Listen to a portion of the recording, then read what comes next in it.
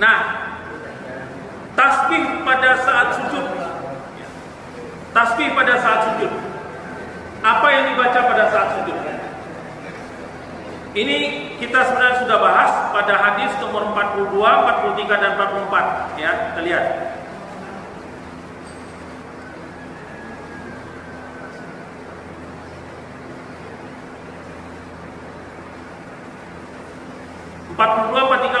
Kita lihat mundur ke belakang ya. Dari sahabat Aisyah radhiyallahu anha berkata, Nabi SAW ketika sholat pada rukuk dan sujudnya membaca Subhanakallahumma rabbana wa bihamdika Allahumma ighfir. Ya. Kemudian hadis nomor 43 dari sahabat Aisyah radhiyallahu anha berkata, Nabi SAW ketika sholat pada rukuk dan sujudnya membaca Subuhun Qudusun Rabbul Malaikati war Ruh. Itu hadis riwayat Imam Muslim, Bukhari dan Imam Muslim. Sama. Yang tadi juga dari sama-sama dari Aisyah, sama-sama diriwayatkan oleh Bukhari dan Muslim.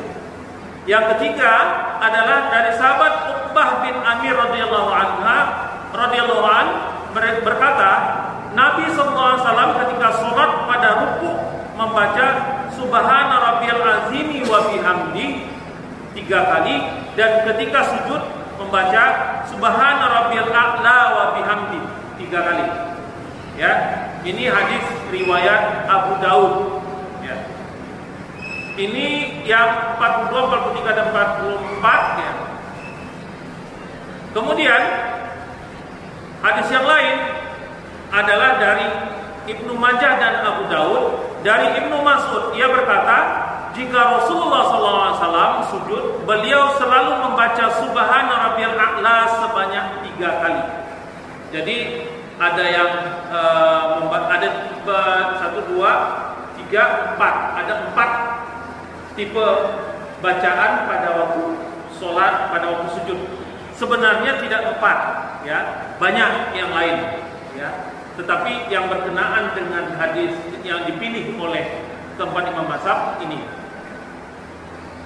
Nah, bacaan yang dipilih, yang dipakai oleh keempat imam mazhab itu, di dalam mazhab Maliki, Syafi'i dan Hambali, Subhana rabbiyal a'la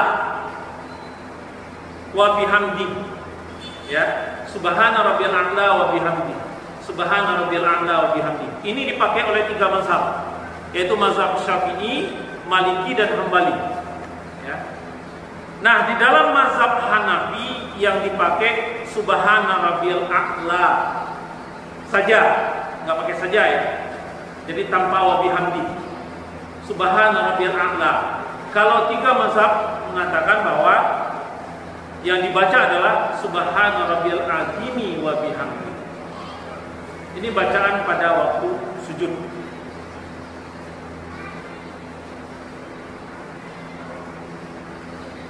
Baik, kita lanjutkan dengan duduk antara 2 sujud. Sujud 2 kali. Antara sujud dengan sujud itu ada duduk, ya. Hadis 63 dari sahabat Abu Hamid As-Sa'idi radhiyallahu an bahwa beliau menjelaskan sifat salat Nabi sallallahu alaihi wasallam dan berkata, kemudian Nabi sallallahu alaihi wasallam meletakkan kaki kirinya dan duduk di atasnya dalam keadaan duduk lurus sampai semua tulang kembali ke tempatnya. Artinya ini duduk iftirash, ya, duduk iftirash. Hadis yang lain dari Ibnu Umar berkata, di antara hal yang termasuk sunnah sholat adalah menegakkan kaki kanan dan menghadapkan jari-jari kakinya ke arah kiblat. Ya, menegakkan kaki kanan dan mengarahkan jari-jari kakinya ke arah kiblat. Hadis riwayat An-Nasa'i. Kalau menegakkan kaki kanan berarti juga iftirash, ya. Hadis yang lain, Anas radhiyallahu anhu berkata, Rasulullah pernah berkata kepadaku, jika engkau bangun dari sujud pertama, maka janganlah duduk iqqa, ya, seperti duduknya anjing. Hadis riwayat Ibnu Majah. Iqqa itu adalah meluruskan kedua kaki ke belakang dan menduduki kedua tumit. Ya. Jadi duduk antara dua sujud itu adalah dengan duduk iftirash. Duduk iftirash seperti apa? Ini duduk iftirash.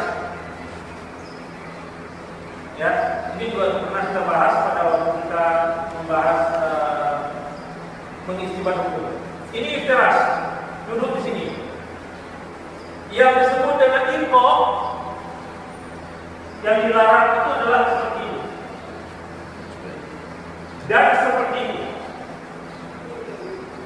Ini pantat dua-duanya duduk di atas lutut, ya. Ya, ini kan duduk di atas lutut. Atau seperti ini. Ini duduk di atas lutut juga. Ya. Itu yang disebut dengan inqo. Itu duduk yang dilarang di dalam sholat. Bukan berarti Rasulullah tidak melakukan itu, ya. Tapi Rasulullah tidak melakukan itu di dalam sholat. Di luar sholat boleh. Di luar sholat boleh. Ada hadis yang menjelaskan ini yang kadang-kadang membuat rancu. Ada hadis yang mengatakan bahwa Rasulullah duduknya dengan seperti ini. Tapi hadis itu tidak menjelaskan bahwa itu duduk dalam waktu sholat atau bukan.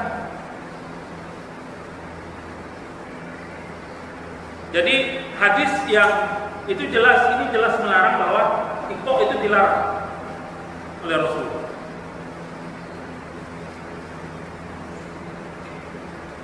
Nah, hukum duduk antara dua sujud, mazhab Hanafi hukumnya sunnah, Syafi'i, Maliki dan Hambali hukumnya wajib.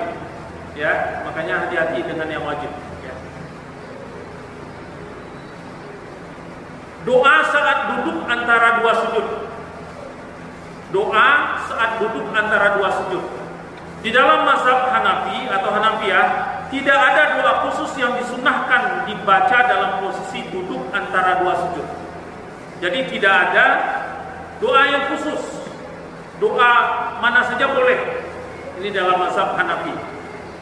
Di dalam mazhab Maliki tidak menyebutkan sebagai sunnah, tapi menjelaskan yang dibaca antara dua sujud. Ya, dalam mazhab Maliki hukumnya tidak dikatakan sebagai sunnah, tetapi diajarkan apa bacaan pada waktu sujud, pada waktu duduk antara dua sujud. Di dalam Syafi'i dan Hanabilah doa tersebut masruh. Bahkan Hanabilah mewajibkan minimal sekali dengan Rabbighfirli, ya, dengan Rabbighfirli, ya. Doanya adalah redaksi doa menurut Syafi'iyah, Malikiyah dan Hanabilah. Allahumma firli warhamni wajburni warfa'ni warzuqni wahdini wa'afini. Nah, di dalam mazhab Hambali itu bukan Allahumma firli, tapi Rabbighfirli. Ya. Rabbighfirli warhamni wajburni warfa'ni warzuqni wahdini wa'afini. Bapak pakai mana? Pakai Allahumma firli atau Rabbighfirli? Allahumma firli. Wa'afini, wa'afani enggak? Oke. Tapi di dalam mazhab yang diajarkan, baik itu mazhab Syafi'i, mazhab Hanafi, mazhab Hambali, lengkap, ya. Allahumma firli warhamni wajburni warfa'ni warzuqni wahdini wa'afini. Ya. Hanya beda kalau di dalam mazhab Hambali dia tidak pakai Allahumma firli, tetapi Rabbighfirli. Ya. Pakai Rabbighfirli.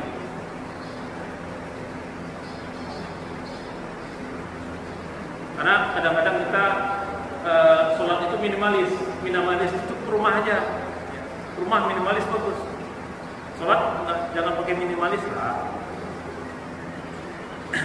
Nah, yang terakhir adalah duduk istirahat, ya, atau duduk istirahat, yaitu duduk pada rakaat pertama atau pada rakaat pertama kedua atau pada rakaat ketiga mau ke rakaat keempat. Duduk setelah sujud mau berdiri. Ya, itu disebut dengan sujud atau duduk istirahat. Dari sahabat Malik bin Al-Huwairis radhiyallahu anhu bahwa Nabi SAW ketika sholat pada rakaat ganjil, ya, tidak akan berdiri langsung ke rakaat selanjutnya kecuali beliau duduk terlebih dahulu. Hadis riwayat jamaah kecuali Muslim dan Ibnu Majah. Jadi hadis riwayatnya ketemu di semua kitab hadis kecuali di dalam kitab hadis Muslim dan Ibnu Majah.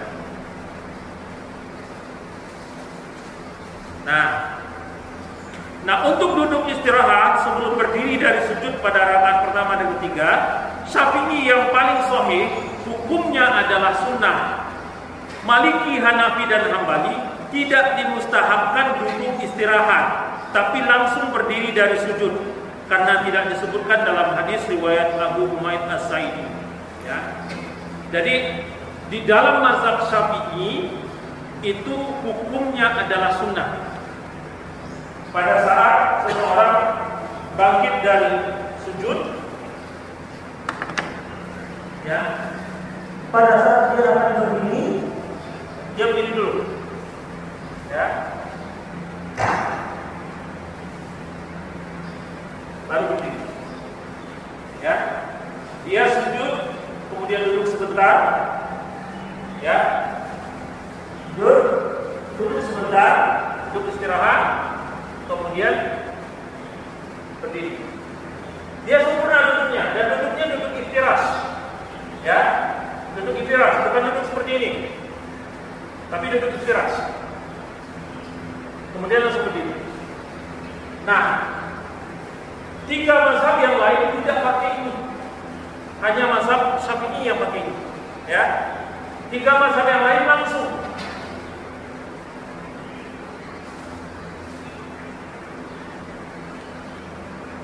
Gak pakai duduk, langsung berdiri. Mazhab Syafi'i mensunnahkan untuk duduk pada saat duduk istirahat. Baik Bapak yang dimuliakan Allah, materi kita pada pagi hari ini cukup sampai sujud dulu, ya. Sampai sujud, ada sujud dan bangkit dari sujud, ya. Untuk bagian yang lain nanti insya Allah kita masih ada tahiyat, ya, masih ada bagian-bagian yang lain. Insya Allah kita lanjutkan pada bulan depan. Sebelum ini silakan kalau ada yang lain.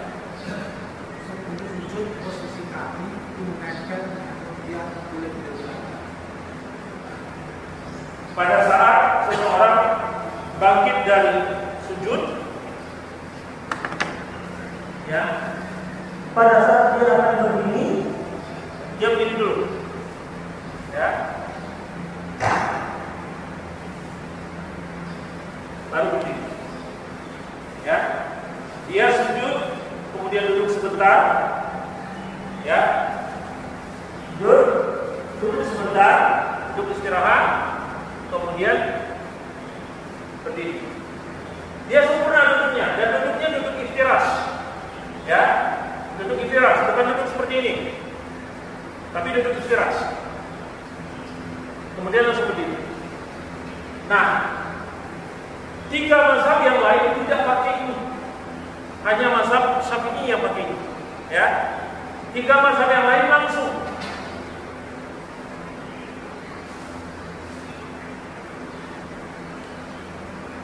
Gak pakai duduk, langsung berdiri.